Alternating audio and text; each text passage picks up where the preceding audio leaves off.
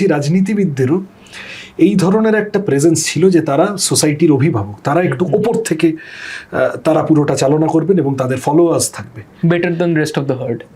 হ্যাঁ, মানে ডেফিনেটলি এখনকার রাজনীতিবিদদের বোধহয় এই যে পোস্ট ইনস্টা যুগে এখন যেরকম আর নতুন করে ওই অরা সম্বলিত হিরো তৈরি হওয়া কঠিন, আজকের রাজনীতিবিদদেরও বোধহয় এই চেঞ্জটাকে অ্যাকসেপ্ট করে অনেক বেশি মানুষের কাছে অ্যাক্সেসিবল হওয়া, direct contact, heart to heart contact, যত বেশি সম্ভব মানুষ তোমার সাথে সরাসরি মুখোমুখি কথা বলতে পারে তার পরিসর তৈরি করে রাখা, এইটা জরুরি।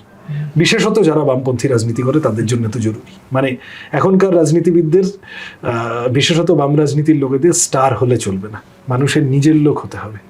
সুতরাং সেই নিজের লোক হওয়ার প্রক্রিয়াটা মামদানি যেভাবে তার ক্যাম্পেইন অন্তত দেখিয়েছে, আমি জানি না শাসক মামদানি কি করবেন, বাট ওর ক্যাম্পেইন যে রাস্তা দিয়ে হেঁটেছে আমার ধারণা সেটা থেকে আমরাও অনেক কিছু গ্রহণ করতে পারি।